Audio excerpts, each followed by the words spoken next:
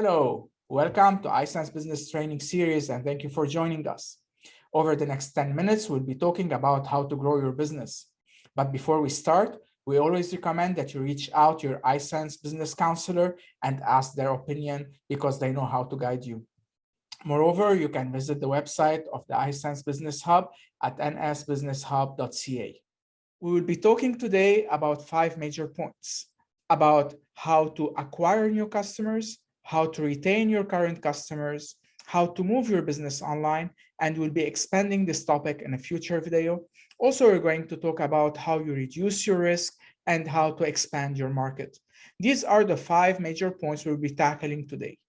Now, covering the topic of the customer acquisition, it's very important for you to know how to segment your market. We all know that it's impossible to go with one value proposition and be able to gather or to get all the customers from one market. So it's important for you to understand what are the needs and the wants of your customer base or of your potential customer base. How you can know that is basically by doing some research. Either you do a primary research. This means that you are going to develop a very well established questionnaire that is tailored for your needs and for your own objectives. Or you can do a secondary market research. This is where you can find some information which was previously published around your business or around your industry. Also, you need to focus on the different revenue sources. So at the end of the day, we want to make sure that we have a solid revenue stream. So you need to know, you need to analyze, and you need to understand what would be the different potential revenue streams that are coming for your business. And then you need to capitalize on what we can call the low-hanging fruits, meaning these are the projects, the activities, the initiatives, the tasks that are easy to achieve, easy to implement, and which have a relatively fast return on investment. So we spoke a little bit about customer acquisition. This means this is a new customer who just came to you for the first time ever. Now we have another type of customers which we need to cherish, are our current customers. And this is what we call customer retention. What are the actions, what are the tasks, what are the value propositions that are different from the value propositions which you have offered for new customers, which you are going to offer to the current customers so that you can retain them, so that they can stay with you, so that they can come back. You know, we don't want customers who will just do one purchase with us or have a one encounter with our brand and then never come back to us again. Now you might ask yourself, how would you know what these customers want or need so that you can cater for their desires? Well, I can only tell you is about surveying them. This is why testimonials are extremely important. Referrals are priceless. If you get a customer referral, this is like winning the jackpot. Having someone who's going to endorse you and tell someone else, yes, work with them, work with this brand. It's really amazing. It's so satisfying. And this is when you know that you're doing something right. The third point, which I want to discuss with you, is about how to move your business online. When we talk about going online, it's not only about having a Facebook page or having a LinkedIn page or having a TikTok account or having an Instagram account or only having a website.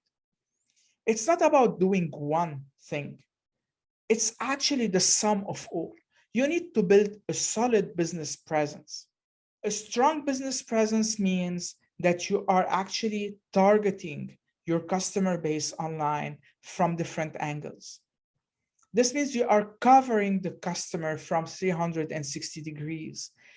Every time they are going right or left, going to a website, going to a Facebook account, going to TikTok, going to Instagram, they will have the chance to have an encounter with your brand.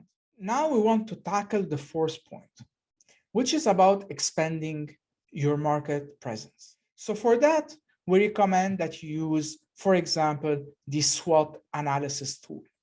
The SWOT analysis means analyzing your strengths, your weaknesses, the opportunities that are coming around your business, and the threats that are coming from the market.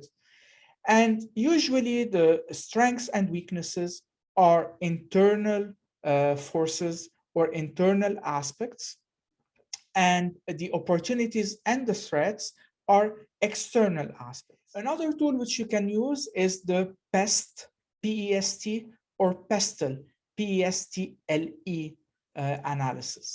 It stands for political, economic, social, technology, legal, and environment. Now, usually you use this tool, the PEST or the PESTLE analysis, when you are also trying to enter to a new market.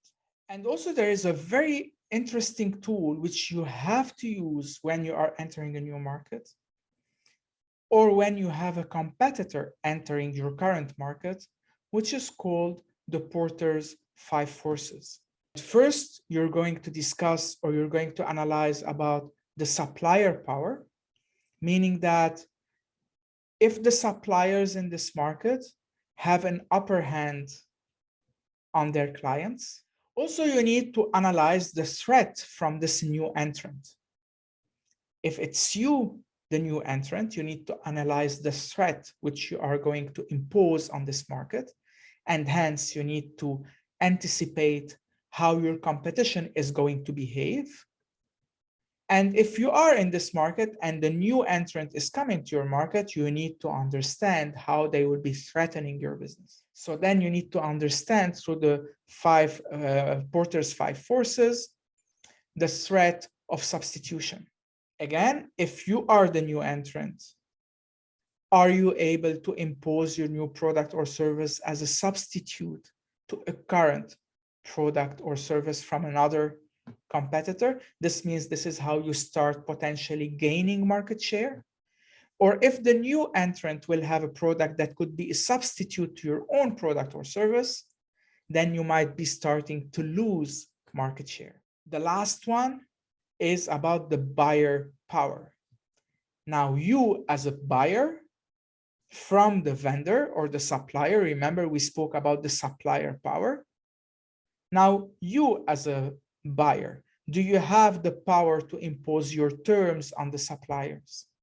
Are you big enough? Are you strong enough?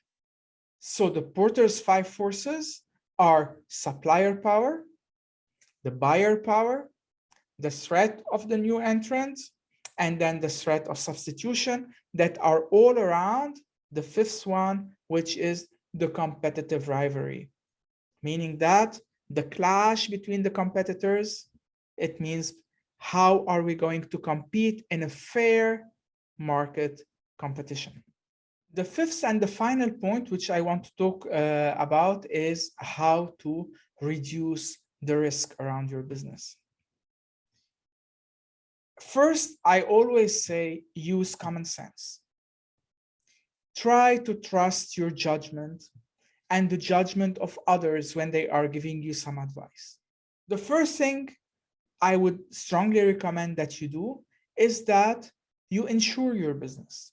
The second one is you need to limit your liability, meaning that you need to limit your exposure, your debt. What comes in a natural way is that you need to implement proper processes and procedures within your business.